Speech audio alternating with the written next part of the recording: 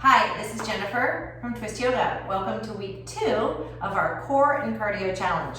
You made it through the first week, all through plank, which is the foundation of everything else we're doing. So today we're doing a push-up, which is basically a plank in motion. So it starts at a plank and it ends at a plank. The body stays the entire time in plank, and the only thing that happens is the arms move, okay? So we're gonna go through the setup just the same way that we have done with our plank pose. So now that your body has practiced plank for a week, this push-up option should work for you. So I'll give you a couple different options. Push-ups are a really kind of hardcore exercise, so I'm gonna really encourage people to go down to their knees or use the chair option that I will show here. And just like in plank pose as well, if you have any other shoulder injuries or anything else going on, please use the modifications here. So as we're working at building strength, and we don't want to re-injure any areas that might already have a little tendency there. So we're going to set up that plank pose again. We're going to get ready for our push-up that's going to start at the top of the plank. So the wrists are right below the elbows are below the shoulders, fingers are spread wide, chin is tucked in, so the crown of the head is nice and long, belly is drawing up and in. We can step a foot back and step a foot back.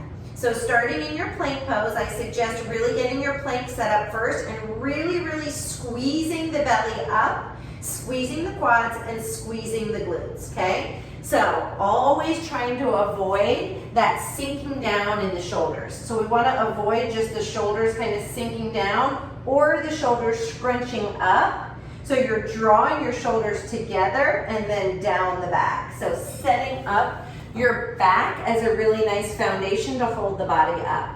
So I'm going to kind of show you how the arms should be. This is a traditional push-up. So obviously there's all different styles of push-ups. There's one where the arms are wide. There's more of like the tricep push-up that we do in a chaturanga. But for this one, the arms are going to be out straight, and then instead of the elbows coming out to the side at a straight out 90 degrees, you're going to rotate them out and they're going to come out at about 30 degrees down. So that's kind of a front view if you were looking from the bottom of the push-up. So instead of some push-ups that we've done before where the elbows go out and the chest just kind of hangs down and like the neck really comes down, we want to avoid that. And then in yoga, we tend to do more of that chaturanga push-up where the elbows come right down on the sides of the body. This is going to be kind of halfway in between those two. So I'm going to start with the knees down and show you how that looks. So again, we set up the high plank in order to put the knees down even for the push-up. So here's the high plank. I simply bend the knees and lower them to the ground. Keep the chin tucked in, keep squeezing the shoulder blades down the back, draw the belly up and in, take an inhale, and then on my exhale, I lower the chest down, the elbows come out to the side, and press back up. Take an inhale at the top, exhale, bend the elbows to the side, still squeezing the back and the belly. A lot of times what tends to happen is as we lower down and it's getting harder, we just let the belly flop around or we forget to squeeze the glutes. So as you're lowering down, I want you to think about all those same things that we talked about in high plank. Fingers are spread wide, right? Back of the neck is long, so we're just looking right down between the hands, right? Belly is drawing up and in. Shoulder blades are squeezing together towards each other and down the back, really creating a broad chest and a broad back. And then the elbows, instead of coming out to the sides or down in the chaturangas, are coming out at a little bit of an angle. They say about 30 degrees-ish. So it's not quite halfway between, but it's approximately. So a couple different options for your push-ups. Obviously, knees down, I always suggest, unless you've been doing push-ups a lot, knees down are a great way to start.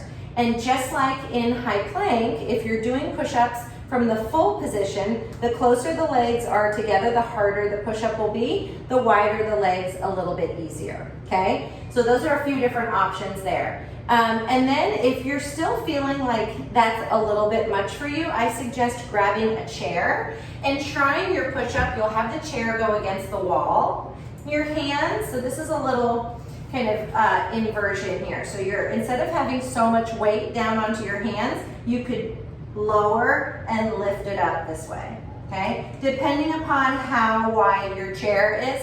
My chair is a little narrow, so I'm gripping, but if you have a wider chair, you could put your hands flat down just as though you were on the ground. So you set it up the same way. You grab on, you step your feet back. You first find that high plank position where the body is long. You're not dipping down and your booty is not sticking up. The elbows come down at an angle and you push back up. So maybe giving a few tries that way with the incline push-up might serve your body a little bit better.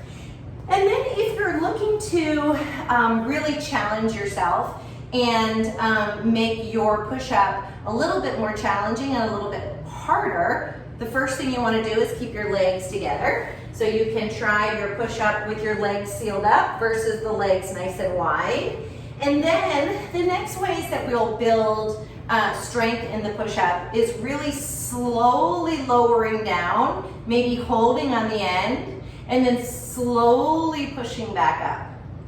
So this is not a cardio exercise, this is a strength building exercise. So those push-ups where you're just kind of flailing the body up and down, we're not looking for those in this challenge. We're looking to really build the integrity of the shape.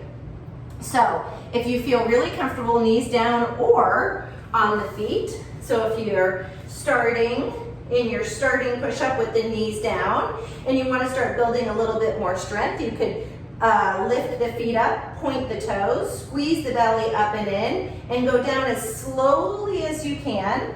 Maybe even the chest taps the ground, and then as slowly as you can on the way up.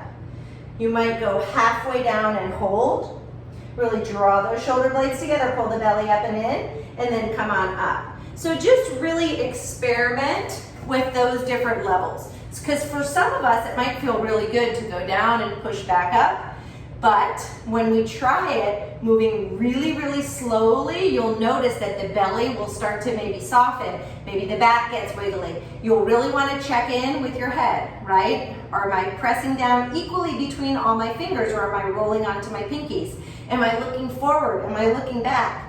Right? Is my belly sticking out, or am I drawing it in? What's happening with my shoulders? Am I finding that integrity on the back side? Am I squeezing my glutes? Am I using my quads? It's a lot to think about, right? So I encourage everybody on Monday to just watch this video and kind of think about your push-ups.